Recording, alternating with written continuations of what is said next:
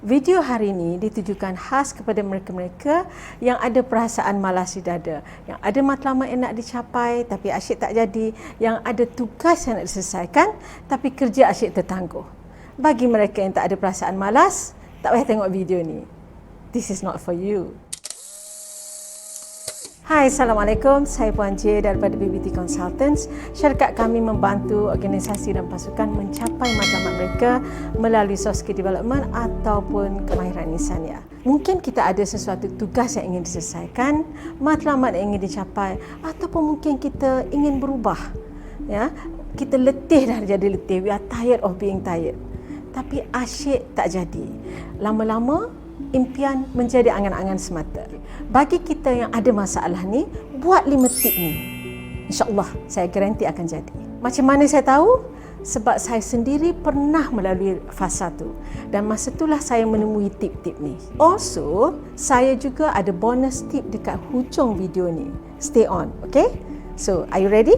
Tip nombor 1. Terima hakikat yang rasa malas itu berpunca dari kita sendiri. Sebab kerja tak jadi tu sebab diri kita sendiri. Bukan sebab ada benda yang tak cukup, bukan sebab orang lain, bukan sebab keadaan yang tidak sempurna. Ini first step bagi kita untuk mengubah apa-apa saja dalam hidup kita. Mengaku. Selagi kita meletakkan kesilapan dan alasan tu kepada orang lain, selagi itulah kita tak akan berubah. Itu adalah alasan dan excuse yang paling mudah bagi orang-orang yang tak nak mengambil tanggungjawab untuk mengubah diri sendiri. So, first tip, mengaku dan ambil tanggungjawab. Iaitu orang yang akan mengubah keadaan kita, hidup kita hanyalah diri kita sendiri, bukan orang lain. Ingat ni, impian tanpa tindakan akan menjadi angan-angan semata. Tip kedua, pecahkan matlamat besar kita kepada matlamat-matlamat kecil berserta dengan deadline bila masa matlamat itu mesti diselesaikan. Ini penting kerana di dalam setiap matlamat besar itu terkandung matlamat-matlamat kecil yang mesti dicapai dahulu. Matlamat besar itu tak akan terjadi dengan sendiri. Ibaratnya, katakanlah matlamat besar kita nak sampai ke Kota Baru pukul 10 pagi hari Rabu.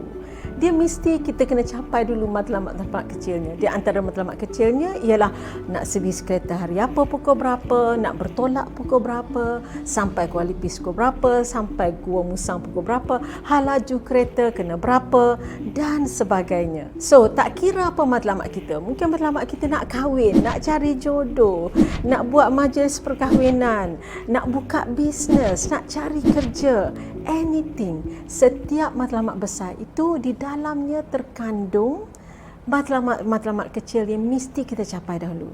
So, list down matlamat kecil itu berserta dengan deadline bila matlamat-matlamat kecil itu perlu dilakukan. Tip ketiga, fikir balik. Mengapa kita nak capai matlamat tu? Mengapa kita perlu dan mesti capai matlamat tu? Think of your big why. Bila kita fikir tu, kena fikir dua benda. Yang pertama, apa yang kita akan dapat bila kita dapat capai itu. Dan yang kedua, apa impak atau akibat kalau kita tak capai itu. Dan bila kita tengah fikirkan tu, bayangkan dan expandkan bayangan tu. Maknanya, kalau kita fikir, apa akibat kalau aku tak dapat matlamat ni, tak capai matlamat ni, apa akibat yang akan terjadi pada diri aku? Seminggu dari sekarang, sebulan dari sekarang, setahun dari sekarang, 5 tahun dari sekarang. Expandkan akibat tu supaya ia sehingga menyentuh emosi kita. Ini penting untuk memberi kita semangat untuk memulakan tindakan tu. Bagi mereka yang tak tahu kenapa dia perlu capai matlamat tu, okey, kena cari, gali kenapa. Here's the thing, kalau kita tak tahu kenapa kita perlu capai tu, buat apa nak buat kan? Buat lebih berat je pun. Tip keempat, jauhkan atau buangkan perkara-perkara yang boleh menghalang fokus kita atau melalaikan kita daripada melakukan tindakan ke arah pencapaian matlamat kita. Here's the thing, bila kita tak sibuk dengan tugas kita, chances are kita bukanlah duduk-duduk tengok siling je. Chances are kita akan menyibukkan diri kita dengan benda-benda yang melalaikan ni. Tambah pula di zaman sekarang, di zaman COVID-19 ni, ada work from home dan kadang-kadang kita tak boleh keluar rumah, ya. Benda-benda macam Facebook, Instagram, TikTok, YouTube, Netflix, TV, dan sekarang ni ada apa lagi? Ada Clubhouse. All of those adalah benda-benda yang boleh melalaikan kita dan menyibukkan diri kita daripada nak capai ke arah matlamat kita. Asal-asalnya nak tengok sekejap je, lama-lama dah jadi 3 jam dan kejap dah hari dah gelap. Kadang-kadang hari tu berlalu dengan macam tu je, kan? So, apa nak buat? Pertama, turn off all your notification. Yang duk bunyi-bunyi tek-tek, ting-ting tu, itulah yang kadang-kadang melalaikan kita. Kata nak buka sekejap, bila dah start buka tu, scroll-scroll, dah berjam dah habis. Look, kalaulah benda tu penting, orang akan cari jalan nak menghubungi kita, akan call kita ke. So don't worry, jangan risau pasal FOMO, ya, fear of missing out. Yang kedua, letakkan app atau handphone tu jauh daripada kita. Kalau handphone letaklah kat bilik lain ke. Kalau app tu, cuba letak app tu jauh sikit daripada kita. Jangan mula-mula buka handphone dah nampak dia. Letaklah dekat pages belakang that you need to flip, ya, ataupun scroll untuk dapatkan app tu. Jadi lambatlah sikit. Yang ketiga, cuba susahkan sikit untuk dapat masuk app tu. Sign out. Maknanya kalau tiap kali nak masuk kena sign in. Kan lambat sikit tu.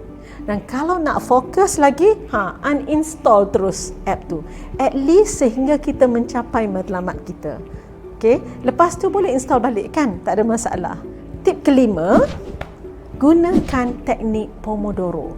Basically, Pomodoro teknik ini ialah bila kita buat sesuatu kerja, kita kena fokus betul-betul selama 25 minit. Selepas 25 minit, kita stop, ambil break, rehat selama 5 minit dan lepas tu start balik 25 minit. Kenapa benda ni jadi? Sebab kadang-kadang kalau kita fikir nak buat kerja selama 3 jam, kita rasa macam banyak sangat. Tapi kalau 25 minit, okey kan? So kalau teringin sangat nak tengok Facebook pun, okeylah 25 minit je kot. Kan? So do it in chunks of 25 minit, 25 minit. Jangan buat 2-3 kerja satu masa. Just one task at any one time selama 25 minit straight tanpa sebarang gangguan. Try it. It works. Bagi yang berminat nak tahu lebih lanjut tentang Pomodoro teknik ni, saya akan letak link dekat bawah, ya. Now, bonus tip. Cari apa yang kita namakan sebagai accountability partner, iaitu sahabat atau family yang sama-sama mengambil tanggungjawab untuk push kita untuk capai matlamat kita. Tugas partner ni ada 2. Pertama, untuk mengingatkan kita bila kita terlalai. Okay? Bagi dia kebenaran untuk sekeh kepala kita sikit. Just in case kita terlalai, terlebih off track daripada matlamat kita. Yang kedua, partner ni supposed to bagi semangat pada kita bila kita rasa down. But it's okay. Even if you tak ada accountable partner, don't worry. Kalau you buat yang 5 tip ke atas tu pun dah boleh dah. Trust me. Sebab tu saya letak dia sebagai bonus tip. So, rumusannya, nombor 1, terima hakikat yang malas itu berpunca daripada diri kita dan ambil tanggungjawab untuk mengubah kehidupan kita. Hanya kita saja yang boleh mengubah kehidupan kita. Yang kedua, pecahkan matlamat besar kita kepada matlamat-matlamat kecil yang nampak lebih mudah dan senang dilaksanakan. Yang ketiga, ingat balik mengapa kita mesti dan nak capai matlamat yang kita setkan tu. Remember your big why. Yang keempat, jauhkan atau buangkan terus perkara-perkara yang boleh melalaikan kita daripada fokus kita untuk mencapai matlamat tersebut. Dan yang kelima, guna Pomodoro teknik. Link ada kat bawah. Okay. Yang keenam, bonus tip. Cari accountability partner. So that's it. Best of luck. Selamat mencapai matlamat kita. Jadikan impian kita sebagai satu kenyataan. Seperti biasa, kalau rasakan video ini bermanfaat, sudi-sudikanlah share kepada rakan-rakan kita memerlukannya. Anggaplah ia sebagai sedekah. Dan until the next video, Assalamualaikum. Bye.